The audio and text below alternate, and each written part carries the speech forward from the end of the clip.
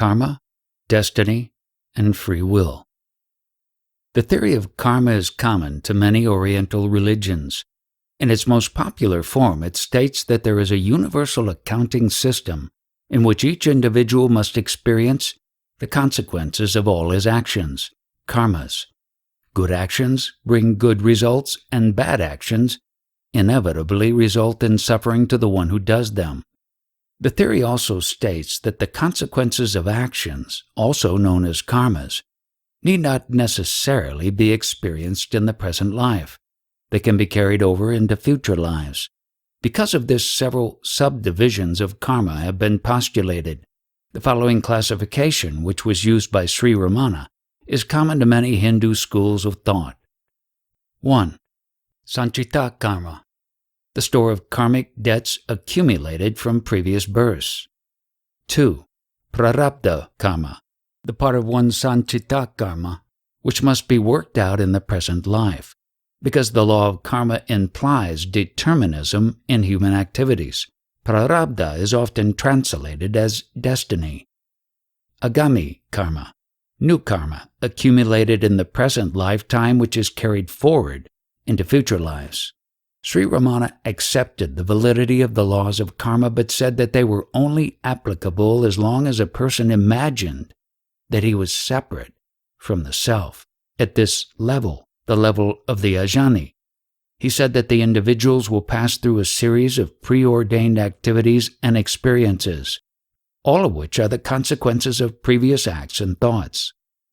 He occasionally even said that every act and experience in a person's life is determined at birth, and the only freedom one has is to realize that there is no one acting and no one experiencing. However, once one realizes the self, there is no one left to experience the consequences of actions, and so the whole structure of karmic laws then becomes redundant. Sri Ramana regarded the law of karma as a manifestation of God's will. He said that prior to self-realization, there is a personal God, Iswara, who controls each person's destiny. It is Iswara who has ordained that everyone must suffer the consequences of his actions, and it is Iswara who selects the sequence of activities that each person must undergo in each lifetime. One cannot escape from Iswara's jurisdiction while one still identifies with the activities of the body. The only way to become free of his authority is to transcend karma completely by realizing the self. Is it possible to overcome, even while the body exists, the prarabdha karma which is said to last till the end of the body? Yes, if the agent upon whom the karma depends, namely the ego, which has come into existence between the body and self, merges in its source and loses its form, how can the karma which depends upon it survive? When there is no I, there is no karma. It is said that prarabdha karma is only a small fraction of the karma accumulated from previous lives. Is this true? A man might have performed many karmas in his previous births. A few of these alone will be chosen for this birth, and he will have to enjoy their fruits in this birth. It is something like a slideshow, where the projectionist picks a few slides to be exhibited at a performance, the remaining slides being reserved for another performance. All this karma can be destroyed by acquiring knowledge of the self. The different karmas are the slides, karmas being the result of past experiences, and the mind is the projector. The projector must be destroyed so that there will be no further reflection and no further births and no deaths. Who is the projectionist? What is the mechanism which selects a small portion of the sanchita karma and then decides that it shall be experienced as prarabdha karma? Individuals have to suffer their karmas, but Iswara manages to make the best of their karmas for his purpose. God manipulates the fruits of karma, but he does not add or take away from it. The subconscious of man is a warehouse of good and bad karma. Iswara chooses from this warehouse what he sees will best suit the spiritual evolution at the time of each man, whether pleasant or painful. Thus there is nothing arbitrary. In Upadesa Saram, you say that karma bears fruit by the ordinance of God, karta. Does this mean that we reap the consequences of karma solely because God wills it? In the verse, karta, God means Iswara. He is the one who distributes the fruits of actions to each person according to his karma. That means that he is the manifest Brahman. The real Brahman is unmanifest and without motion. It is only the manifest Brahman that is named as Iswara. He gives the fruit to each person according to his actions, karma. That means that Iswara is only an agent, and that he gives wages according to the labor done. That is all. Without this Sakti power of Iswara, this karma would not take place. That is why karma is said to be on its own, inert. The present experiences are the result of past karma. If we know the mistakes committed before, can we rectify them? If one mistake is rectified, there yet remains the whole sanchita karma from former births, which is going to give you innumerable births. So that is not the procedure. The more you prune a plant, the more vigorously it grows. The more you rectify your karma, the more it accumulates. Find the root of karma and cut it off.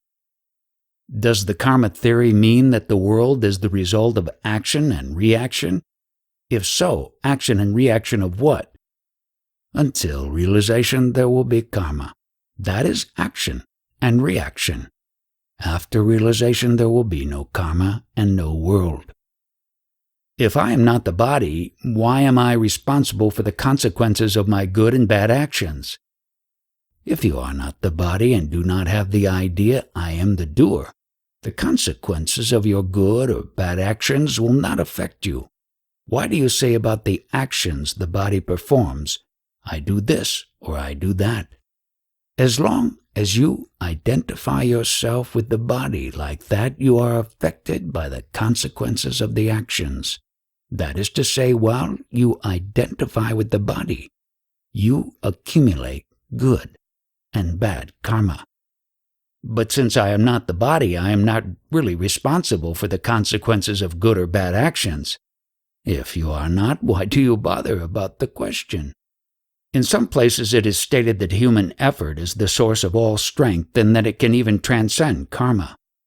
In others, it is said that it is all divine grace. It is not clear which of them is correct. Yes, some schools of philosophy say that there is no God other than the karmas of the previous birth, that the karma done in the present birth in accordance with the scriptures is known as purushakara, human effort, that the previous and present karmas meet for a head-on fight like rams, and that the one that is weaker gets eliminated. That is why these people say that one should strengthen purushakara. If you ask such people what the origin of karma is, they say that such a question is not to be raised, as it is like the eternal question, which is earlier, the seed or the tree. Debates such as this are mere arguments which can never arrive at the final truth. That is why I say first find out who you are. If one asks, who am I? How did I get this dosha, fault of life? The I will subside and one will realize the self. If one does this properly, the idea of dosha will be eliminated and peace will be obtained. Why even obtained? The self remains as it is. The essence of karma is to know the truth of oneself by inquiring, who am I? The doer who begins to do karmas. Unless the doer of karmas, the ego is annihilated through inquiry, the perfect peace of supreme bliss, which is the result of karma yoga, cannot be achieved.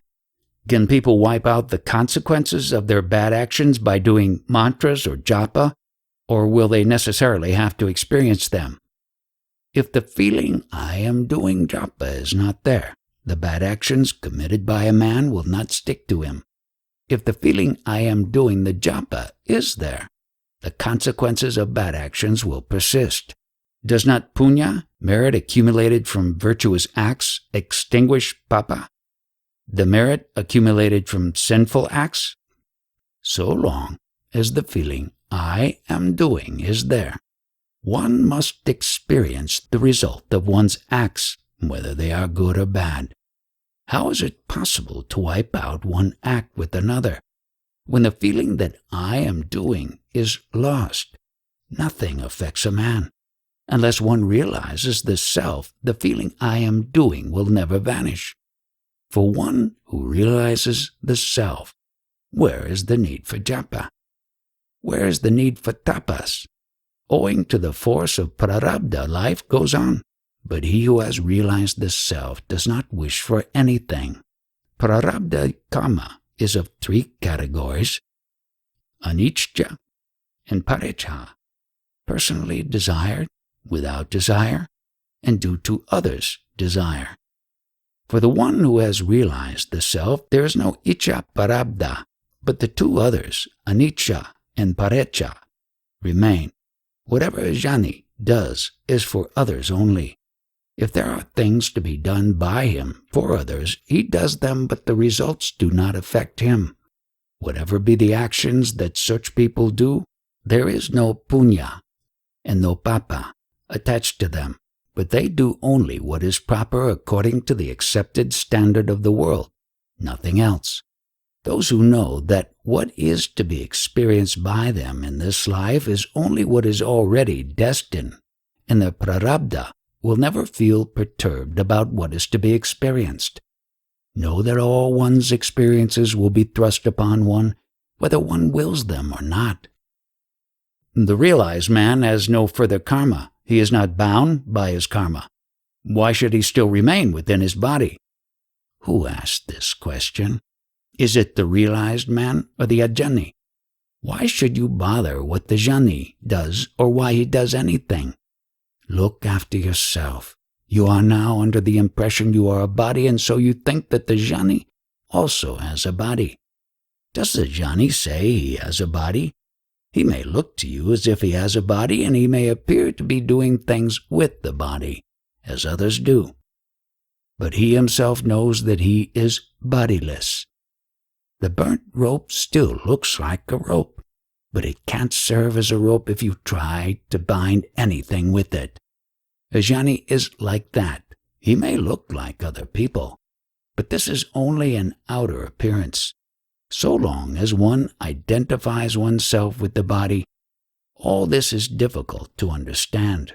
That is why it is sometimes said in reply to such questions, the body of the jnani will continue till the force of prarabdha works itself out, and after the prarabdha is exhausted, it will drop off. An illustration made use of in this connection is that of an arrow already discharged, which will continue to advance and strike its target.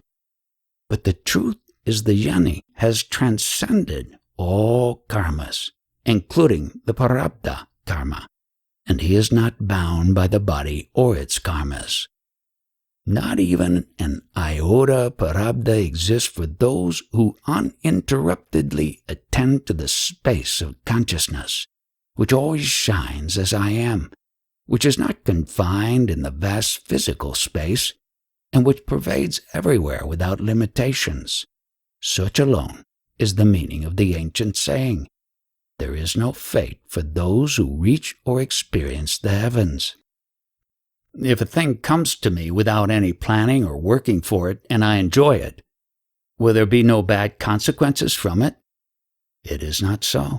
Every act must have its consequences. If anything comes your way by reason of prarabdha, you can't help it. If you take what comes without any special attachment and without any desire for more of it or for a repetition of it, it will not harm you by leading to further births. On the other hand, if you enjoy it with great attachment and naturally desire for more of it, it is bound to lead to more and more births. According to the astrological science, predictions are made about coming events taking into account the influence of the stars. Is that true? So long as you have the feeling of egotism, all that is true. When that egotism gets destroyed, all that is untrue. Does it mean that astrology won't be true in the case of those whom egotism is destroyed? Who is there left to say it won't be true? There will be seeing only if there is one who sees. In the case of those whose egotism is destroyed, even if they appear to see, they do not really see. Destiny is the result of past action. It concerns the body. Let the body act as may suit it. Why are you concerned with it? Why do you pay attention to it? Should anything happen, it happens as the result of one's past actions, of divine will and of other factors. The present is said to be due to past karma. Can we transcend the past karma by our free will now? See what the present is. If you do this, you will understand what is affected by or has a past or a future, what is ever present and always free, and what remains unaffected by the past or future or by any past karma. Is there such a thing as free will? Whose will is it? So long as there is the sense of doership, there is the sense of enjoyment and of individual will. But if this sense is lost through the practice of vichara, the divine will act and guide the course of events. Fate is overcome by jnana, self-knowledge, which is beyond will and fate. I can understand that the outstanding events in a man's life, such as his country, nationality, family, career or profession, marriage, death, etc., are all predestined by his karma. But can it be that all the details of his life, down to the minutest, have already been determined? Now, for instance, I put this fan that is in my hand down on the floor here. Can it be that it was already decided that on such and such a day at such and such an hour, I should move the fan like this and put it down here? Certainly. Whatever this body is to do and whatever experiences it is to pass through was already decided when it came into existence. What becomes then of man's freedom and responsibility for his actions? The only freedom man has is to strive for and acquire the jnana, which will enable him not to identify himself with the body. The body will go through the actions rendered inevitable by prarabdha, and a man is free either to identify himself with the body and be attached to the fruits of his actions, or to be detached from it and be a mere witness of his activities. So free will is a myth. Free will holds the field in association with individuality. As long as an individuality lasts, there is free will. All the scriptures are based on this fact, and they advise directing the free will in the right channel. Find out to whom free will or destiny matters. Find out where they come from, and abide in their source. If you do this, both of them are transcended. That is the only purpose of discussing these questions. To whom do these questions arise? Find out and be at peace. If what is destined to happen will happen, is there any use in prayer or effort, or should we just remain idle? There are only two ways to conquer destiny or be independent of it. One is to inquire for whom is this destiny and discover that only the ego is bound by destiny and not the self, and that the ego is non-existent. The other way is to kill the ego, and by completely surrendering to the Lord, by realizing one's helplessness and saying all the time, "Not I, but Thou, O Lord," giving up all sense of I and mine, and leaving it to the Lord to do what He likes with you. Surrender can never be regarded as complete so long as the devotee wants this or that from the Lord. True surrender is love of God for the sake of love and nothing else, not even for the sake of liberation.